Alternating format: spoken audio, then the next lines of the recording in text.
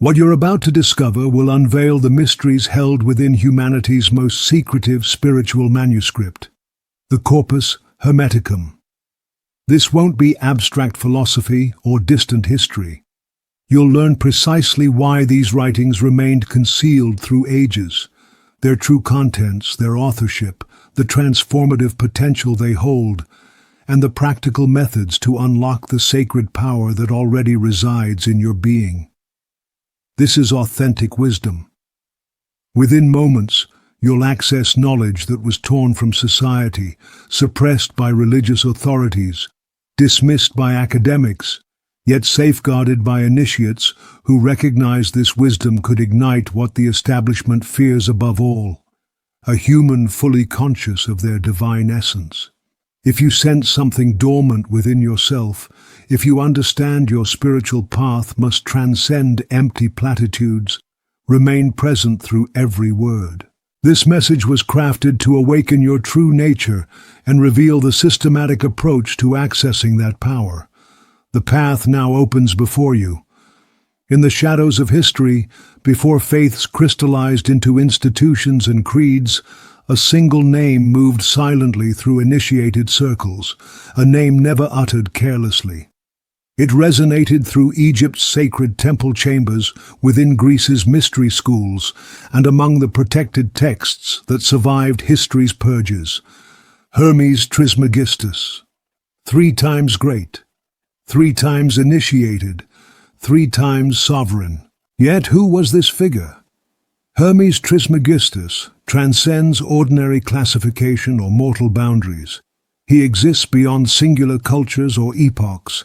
He embodies the convergence of dual traditions, the Hellenic realm where Hermes served as divine messenger, guardian of thresholds, master of communication and passage between realms, and the Egyptian tradition where Thoth stood as celestial scribe, wisdom's guardian, keeper of temporal mysteries, the one who inscribed universal laws in stellar language. When these archetypal forces merged in initiated consciousness, more than a title emerged, a living principle manifested.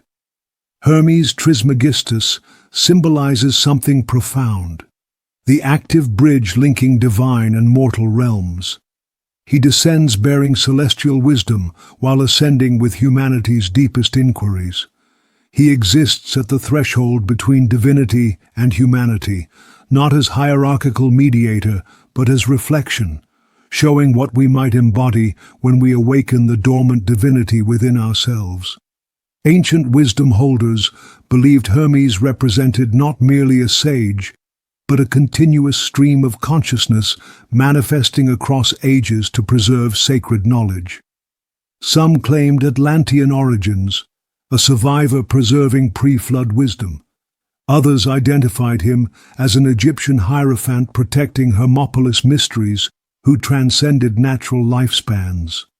Traditions speak of him authoring the Emerald Tablet, birthing all Western esoteric traditions. Yet his historical existence matters less than his symbolic meaning. He represents the preserved memory that humanity transcends physical form, that divine essence dwells within, that this essence kindles through gnosis, reflection, and embodied understanding. Hermes personifies spiritual intelligence, not calculating rationality, but the wisdom uniting celestial and terrestrial, the awareness that perceives the invisible, interprets the unspoken, and decodes reality's hidden patterns. He embodies the recognition that creation operates through laws, frequencies, and correspondences. This explains why Hermes Trismegistus commanded reverence from alchemists, mystics, philosophers, and initiates across millennia. He represented the primary teacher, the quiet initiator, the wellspring nourishing Egyptian, Pythagorean, Platonic, and Christian mystical streams.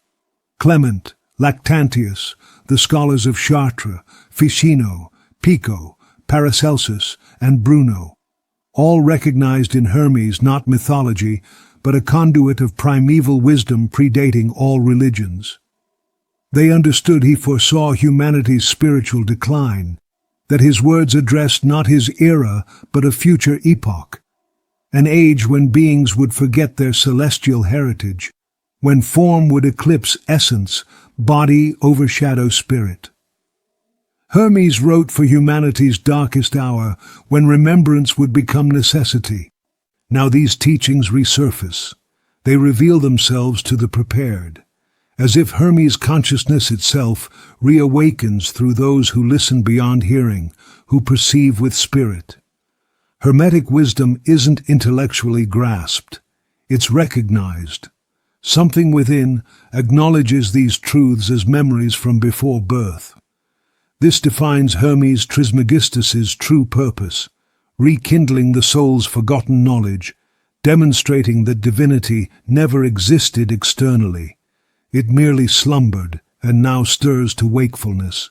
Prepare yourself, for within this forgotten memory lies a text, a wordless book that endured empires, conflicts, suppressions, and centuries of silence. A manuscript holding Western spirituality's most guarded secret between its lines. The book now unveils itself, bearing the name Corpus Hermeticum. This title reverberates like primordial echoes through temporal strata, yet remains unknown to most. When encountering this work, one might dismiss it as another esoteric manuscript among countless others. This gravely misunderstands its nature. The Corpus Hermeticum emerged not from singular authorship or school. It arose from profound stillness, from spiritual heritage resisting oblivion. It remained concealed, protected, awaiting the proper moment for emergence. That moment arrives. Ages after the temples of Hermopolis lay buried beneath time's sands, a new metropolis gleamed with authority and excess, Constantinople. The Byzantine Empire's heart, it also harbored numerous ancient mysteries banished from Western lands. There, among neglected scrolls, a compilation resurfaced. 14 Greek treatises attributed to Hermes Trismegistus himself. Yet these manuscripts didn't surface randomly. Few realize the Corpus Hermeticum's rediscovery connects directly to Renaissance Italy's most mysterious dynasty, the Medici. Cosimo de' Medici, the family patriarch, exceeded mere patronage. An initiate himself, he obsessed over antiquity's lost wisdom. He commissioned a discreet search for ancient texts containing primordial knowledge. Among respondents came a monk, Leonardo da Pistoia, dispatched to Macedonia seeking Hermetic works, and succeed he did. When Cosimo received the texts, he acted decisively.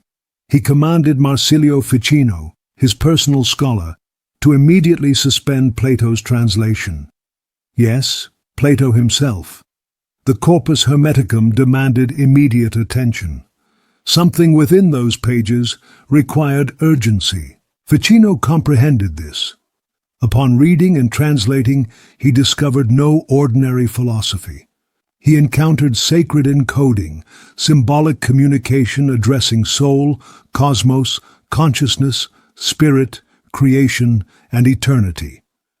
A complete worldview concealed in seemingly simple passages containing infinite depths. These texts didn't instruct logical thinking. They taught symbolic perception. They described humanity's descent into materiality and potential return to original radiance. They portrayed creation as divine movement, where all is consciousness, all is frequency, all reflects creative intelligence.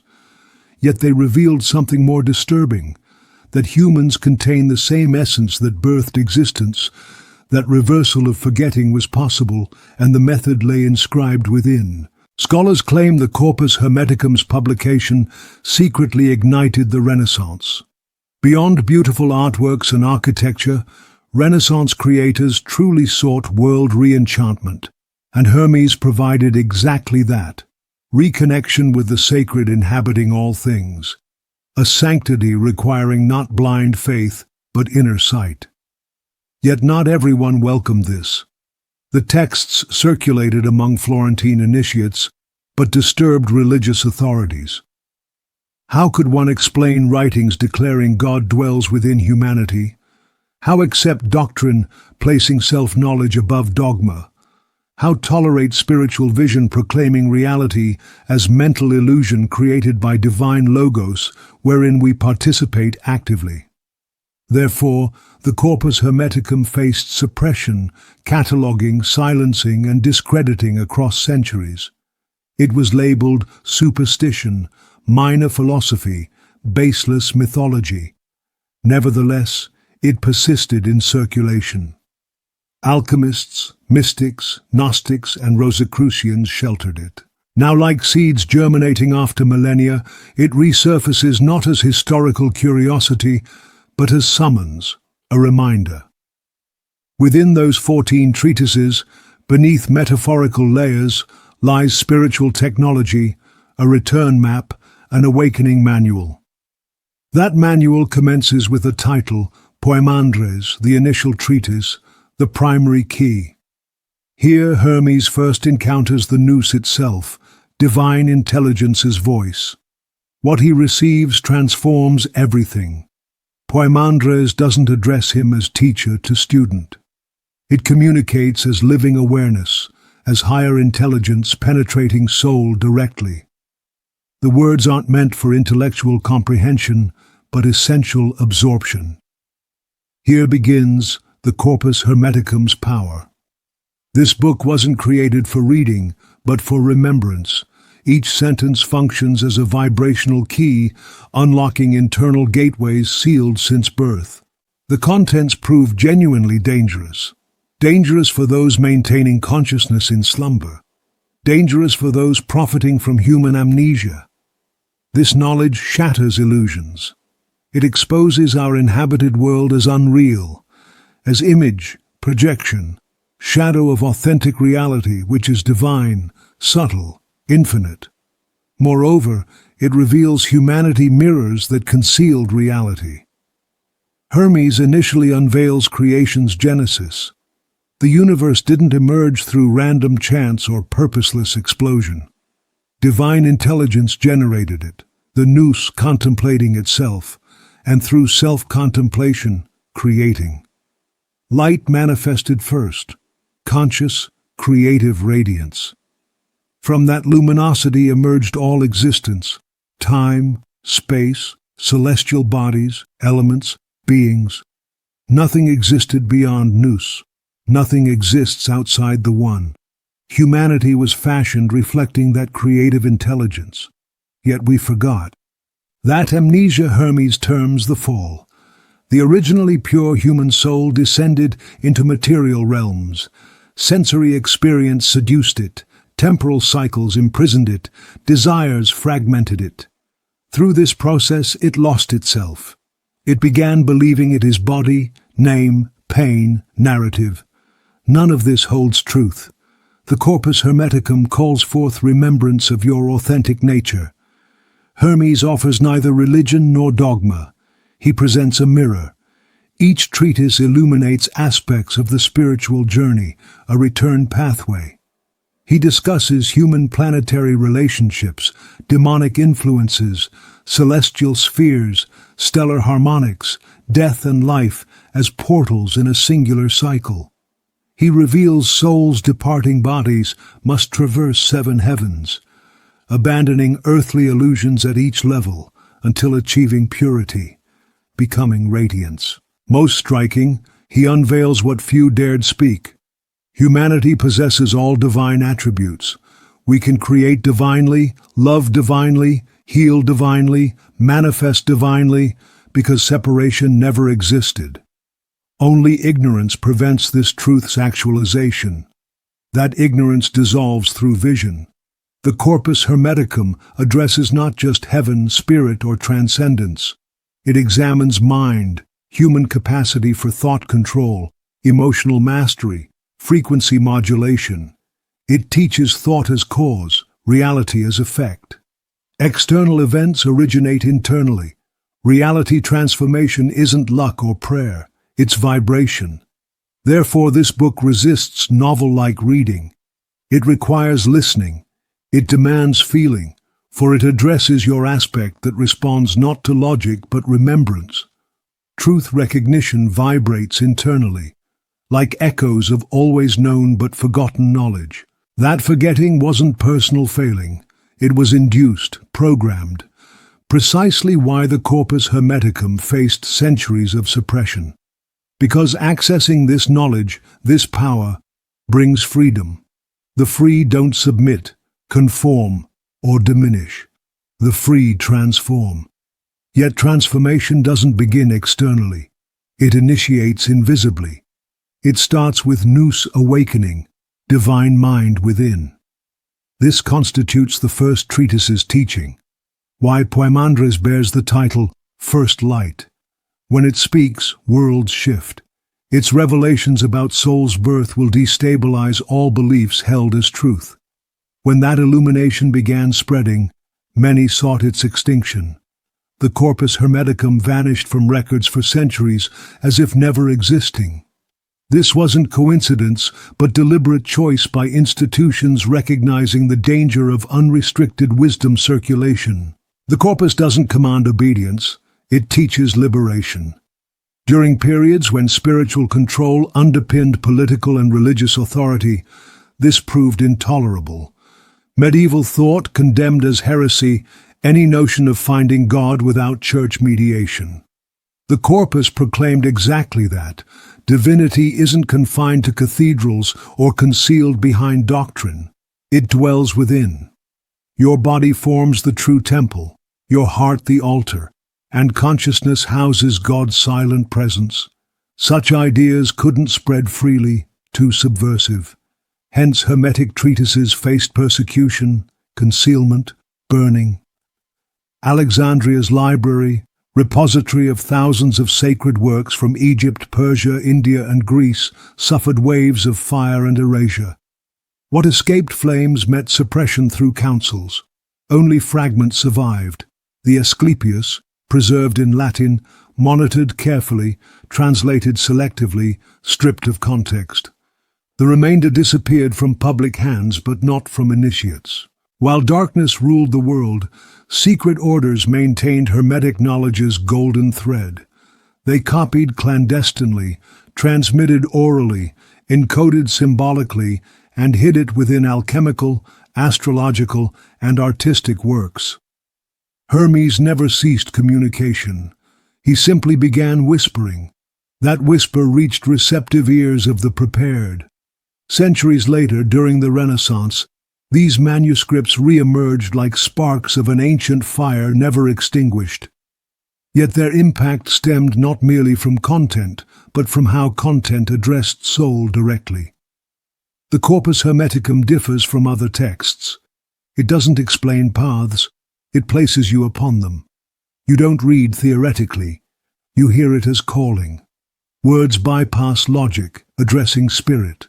Awakening occurs while reading, something not new but ancient, familiar, as if this knowledge always existed internally and text merely mirrors, echoes what soul always knew but forgot. This creates uniqueness. The Corpus Hermeticum doesn't demand belief, it seeks remembrance. It doesn't request faith adherence, it calls for experience. It declares direct divine knowledge possible. No mediators, priests, or rituals necessary. Simply purify. Quiet yourself. Turn inward. Truth resides within, always has. Hermes reveals the soul's eternity, its origin above stars, its descent experiencing matter, and after incarnation cycles, its required return. Return isn't automatic. It demands inner work. Souls must pass through 7 spheres, each linked to a planet, virtue, and veil, shedding ego layers individually. As if souls wore 7 garments, only through burning each can they return to source. Hermes calls this rebirth into nous, human consciousness merging with divine mind, separation ending, illusion ceasing.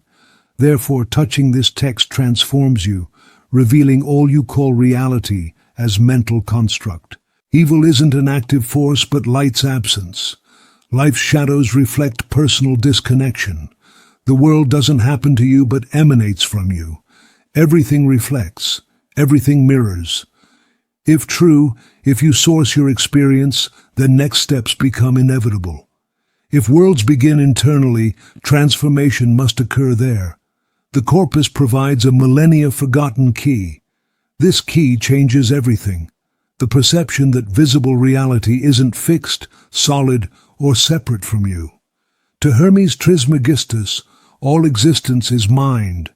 Not limited, noisy, conditioned mind, but mind capitalized, divine intelligence, nous, everything's source. This forms the Hermetic worldview's foundation. Universal existence represents vibrational emanation from original mind. Your perceived reality merely projects mental imagery condensed through vibration into form. Most unsettling, form responds directly to internal states. External worlds you inhabit reflect consciousness, mirroring inner vibrations. This isn't isolated esotericism. Science now approaches this truth. Quantum physics demonstrates observers influence the observed. Particles behave differently based on observing consciousness. If matter's foundation responds to perception, what constitutes reality?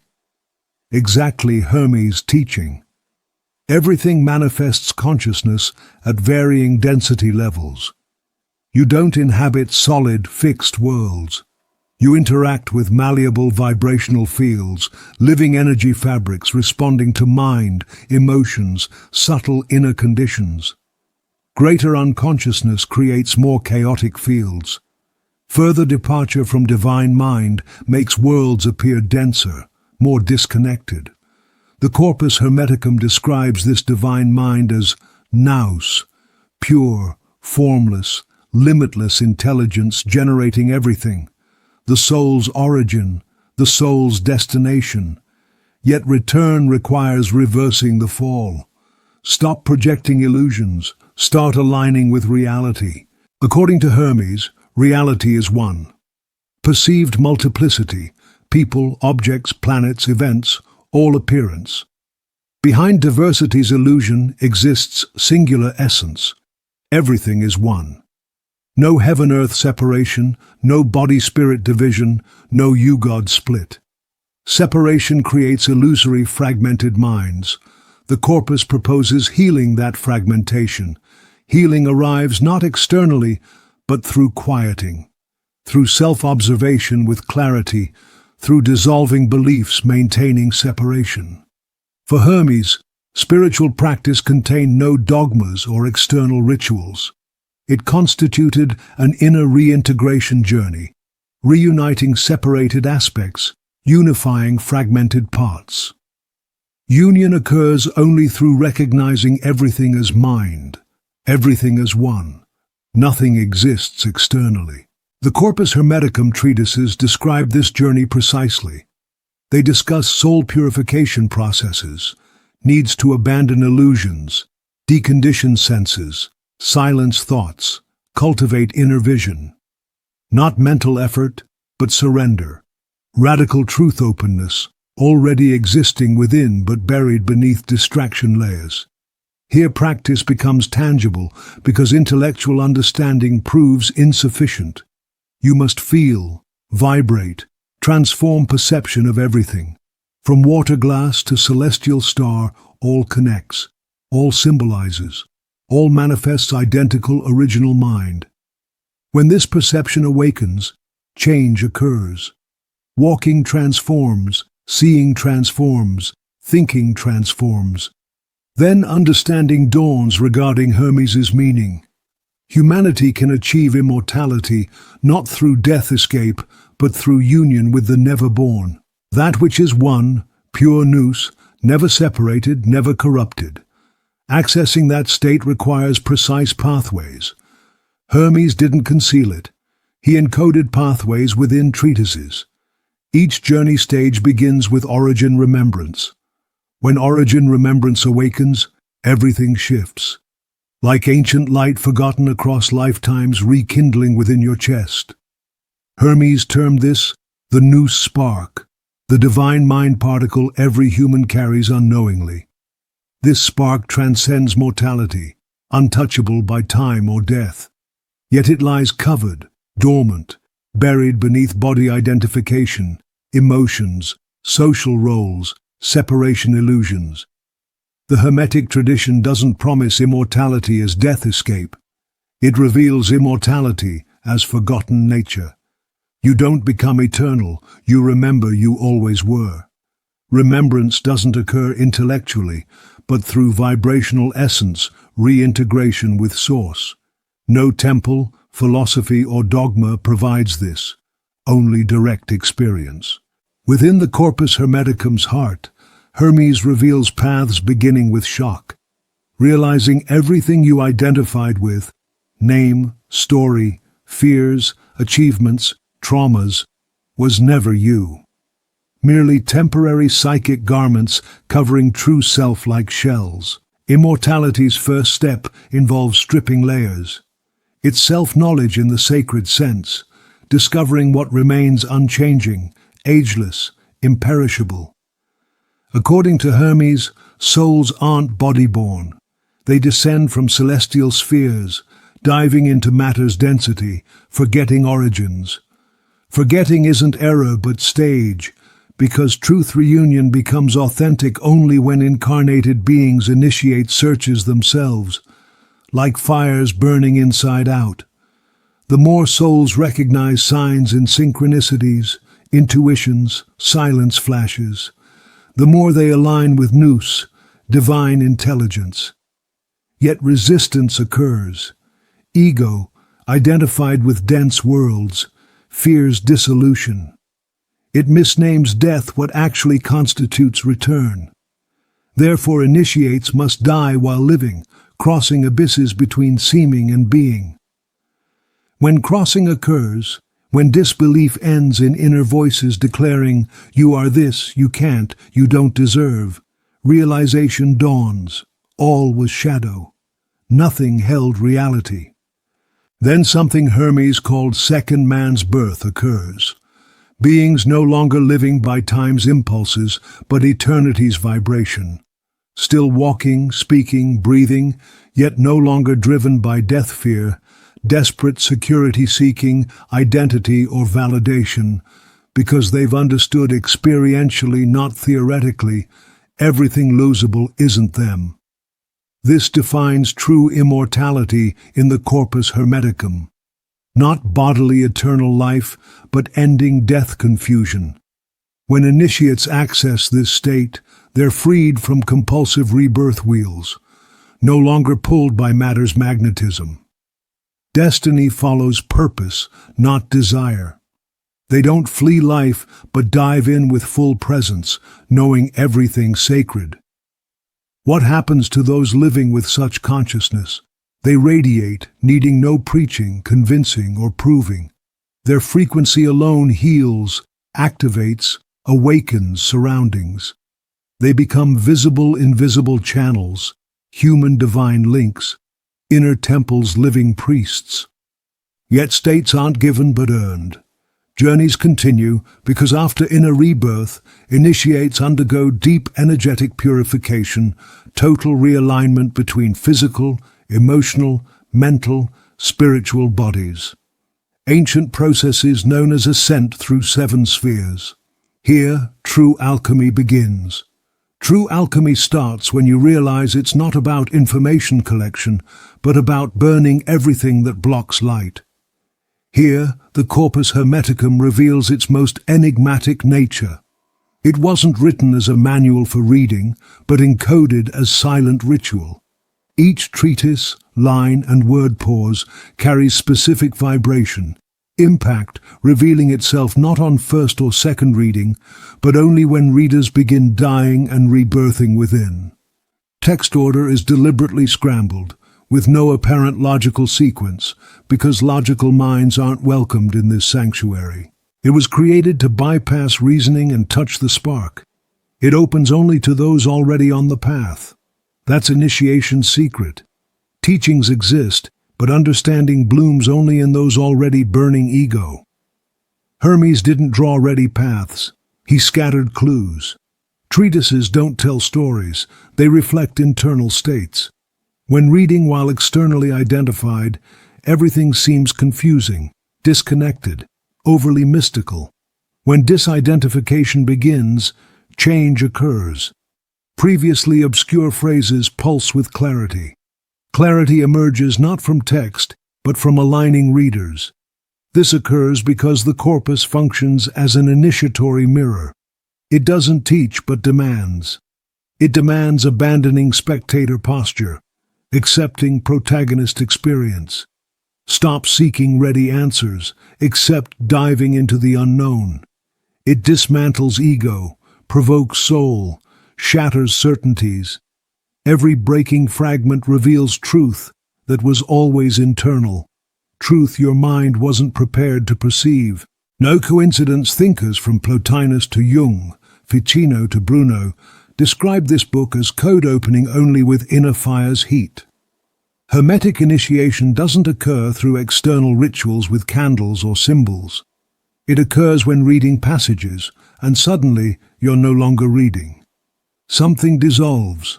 Another presence, silent, sacred, assumes control. That moment fulfills the book's purpose. This is why forcing understanding proves useless.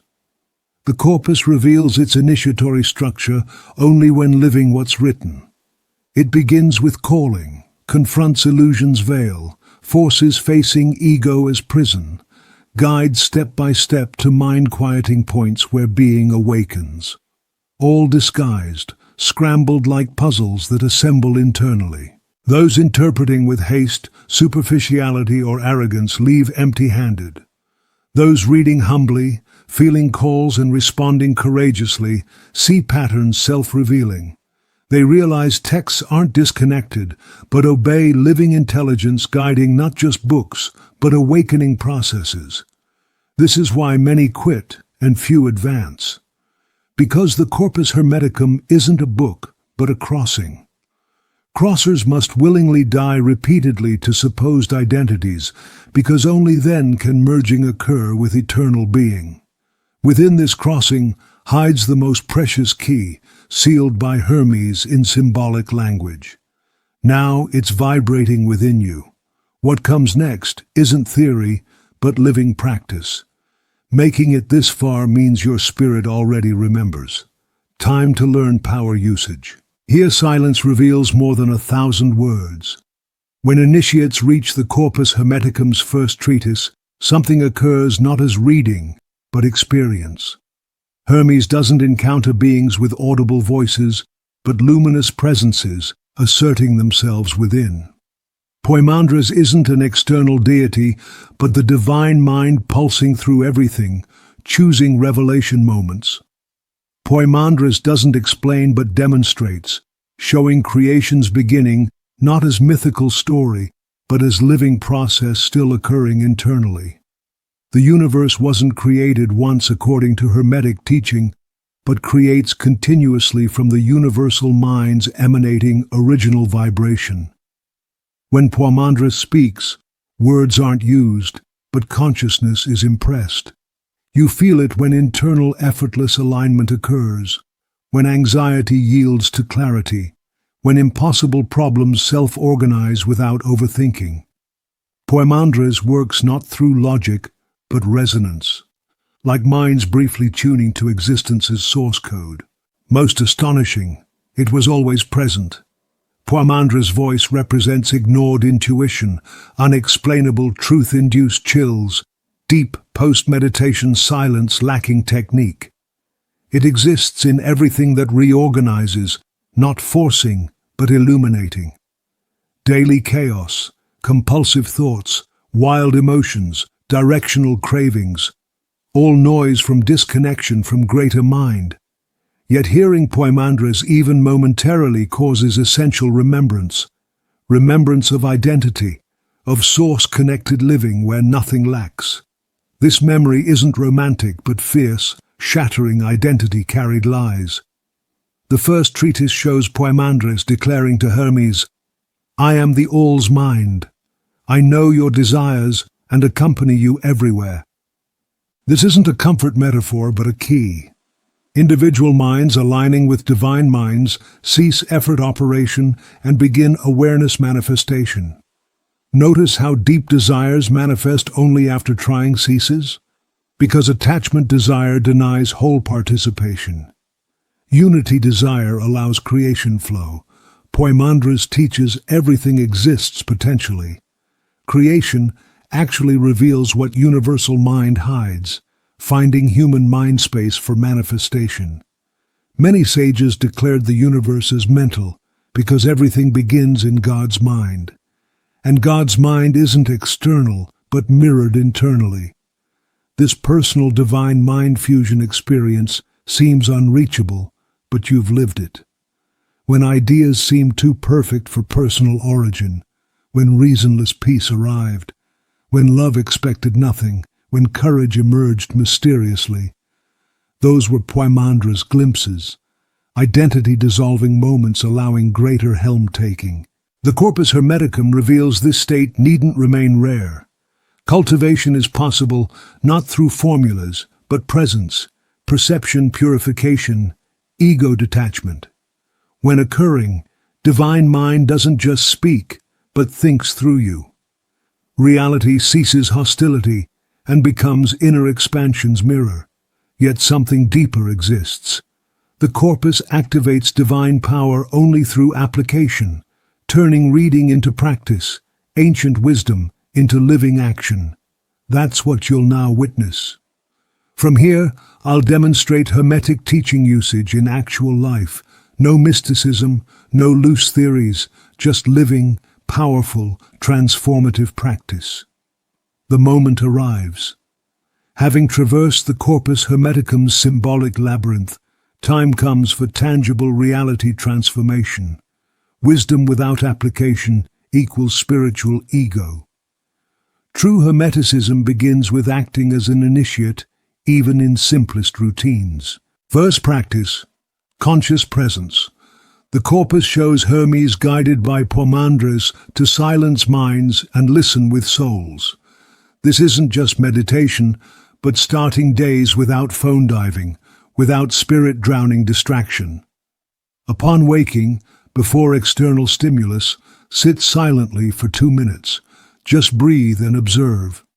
That pause transforms your morning's entire vibrational field. As Hermes teaches, above reflects below. How you start your day shapes how the day responds. Second practice, conscious speech usage. The corpus states directly that words create. Hermes says truth-lacking words contaminate spirits. Watch what's said, to whom, and why. Every complaint, judgment, and whine sends reality-shaping negative frequencies. Instead, use words as blessings. Before speaking, ask, does this build? Does this uplift? Does this purify? If not, maintain silence. Hermeticism considers silence the highest wisdom form. Third practice, treat your body as a temple. This isn't about aesthetics but energy. The corpus says bodies are altars where spirit incarnates for divine manifestation. This means consumption, movement, and body thoughts directly affect souls. Simple practices like grateful water drinking, present chewing, excess avoidance, and respectful rest aren't small. They're rituals. Disordered bodies create noise preventing nous hearing. Fourth practice, what ancients called oracular reading. The Corpus Hermeticum shouldn't be read linearly. Weekly, sit silently. Open text randomly, read single paragraphs. Meditate without mental understanding attempts. Let symbols work. This is vibrational magic. Reading should occur as if facing sacred mirrors, using the same oracle logic. Not for future prediction, but identity remembrance. Fifth practice, constant observation state. Hermes teaches humans must become pattern watchers. Observe reactions, emotions, impulses. Feel anger without repression. Observe. Feel fear without fleeing. Contemplate. This is called inner alchemy, letting awareness light burn through raw emotion density. Initiates don't deny feelings, but transform feelings into wisdom. This is working with sacred fire. Sixth practice: live the silence between words. The Corpus says noise-spoken words disappear with wind, but silence-heard words remain. Daily practice silence. Disconnect phones. Walk music-free. Eat distraction-free. Listen more than speak. Silence allows nous communication. Learning silence listening receives answers no technique provides. Finally, highest practice. Live constantly remembering divine participation. The Corpus Hermeticum wasn't written for external seeking, but remembrance. Daily when mirror-gazing, look into your eyes saying, I reflect divine mind. Continue 21 days observing. Internal changes occur, vibrations settle. Ancient texts become living truth. Spiritual practice isn't a life-separate ritual. Life is the ritual. Living with awareness dissolves sacred ordinary lines. From here, the Corpus Hermeticum's true power reveals itself. The next part discovers why few hold light without consumption. You've noticed veils lifting. It's no coincidence the Corpus Hermeticum resurfaces now after centuries submerged in forgetfulness, persecuted by history-shaping institutions seeking their own convenience. When collective souls awaken, when systems no longer satisfy, when old structures show collapse signs, ancient wisdom returns not as archaeological curiosity, but as living, vibrant, active code. Since the early 20th century, texts once locked in dark libraries and kept from people began re-emerging. That's what occurred with Nag Hammadi manuscripts, discovered by Egyptian peasants in 1945. Apocryphal Gospels, Gnostic teachings, inner Christ revelations, human divine sparks. Everything institutional religious systems attempted to bury. Few knew that discovery paved new paths for reading the Corpus Hermeticum. Same echoes, same calls to inner divinity, all reintegration, conditioned mind freedom. 1995 brought another milestone. Modern translation of the so-called Book of Thoth, fragments once thought indecipherable, revealed newly not as Egyptian superstition, but as consciousness vibrational mapping.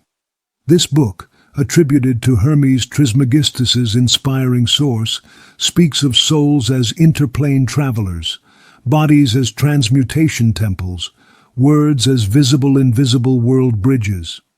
Again, time proved these truths cannot be suppressed forever. The modern world, with technology, connectivity, and speed, revealed another face: emptiness. Lives full of information but starved for meaning. When emptiness becomes unbearable, beings seek. Wheels turn. Cycles fulfill.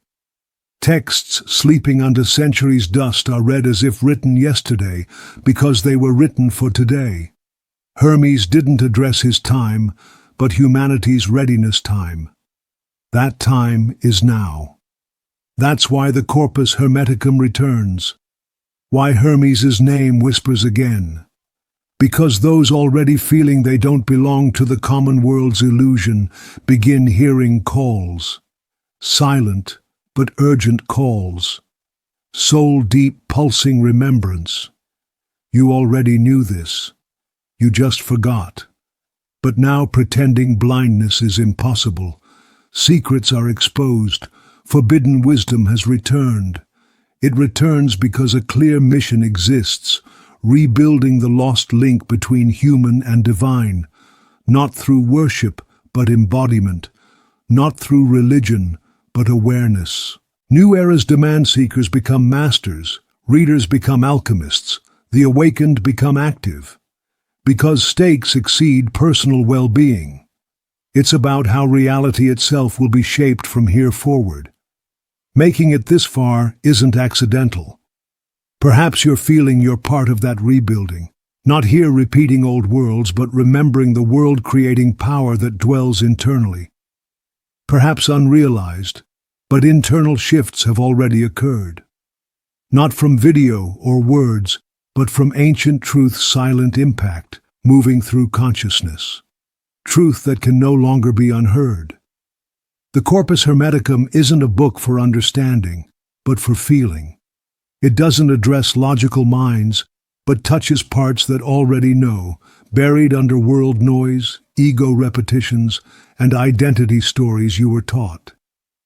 This is why watching perhaps brought chest tightness, unexplained emotions, or sudden urges to breathe deeper. No coincidence. Your soul is beginning to remember. Reading the corpus with presence doesn't access ancient information, but activates forgotten frequencies. Those frequencies stir everything, break patterns, deprogram beliefs, and dissolve masks. They enter without permission and transform with allowance. This book moves through you like silent lightning. Resistance, rationalization, and ancient philosophy dismissal attempts are possible, but deep recognition of excessive truth occurs. Whether you understand every word or have read 1,000 prior books matters not. This operates beyond mental comprehension through vibrational recognition. It reveals internal mirrors you didn't know existed. Mirror gazing doesn't show your daily ordinary self, but a greater eternal spark never separated from source. That's why the Corpus Hermeticum changes lives even without immediate full understanding. It plants, waters, and gradually breaks internal concrete where nothing grew. It creates space for remembrance to enter. Remembrance that you're not small, that you're not at mercy, that real divine living power pulses internally, and that the world appears as it does because you forgot the truth. The truth isn't bound to pages, but activated internally by pages. For this to truly occur, allowance is required. Allowance for movement, breaking, and transformation requires courage. There's no return after feeling truth. Pretending illusion satisfies becomes impossible.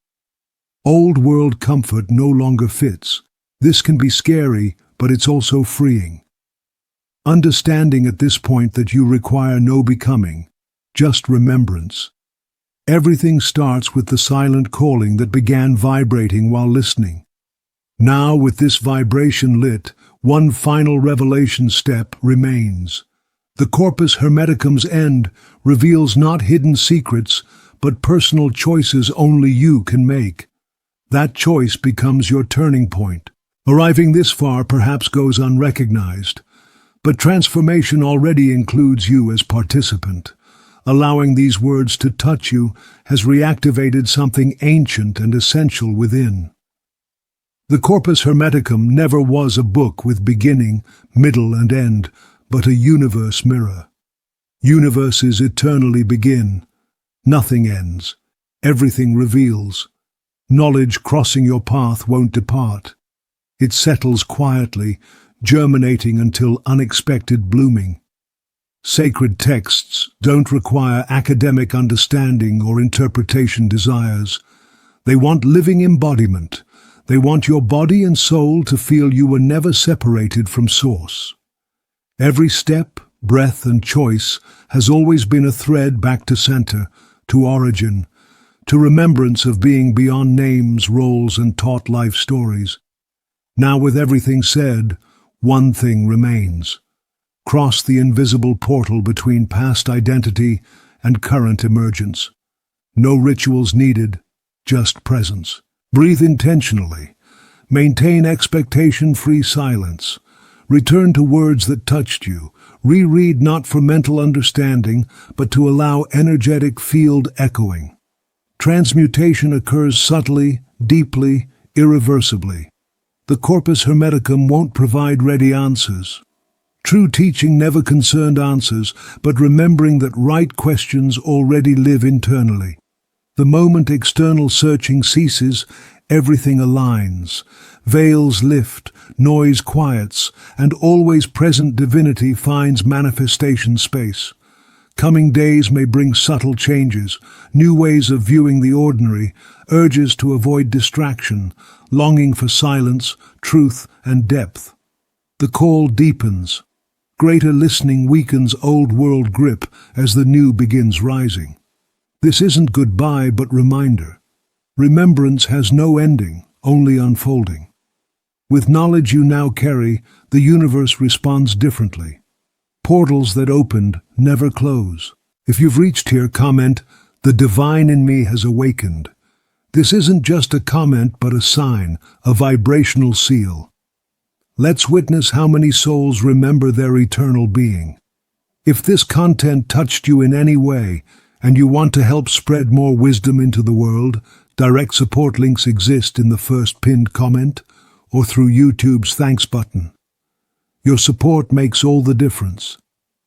Before departure, a special video has been chosen for your continued path.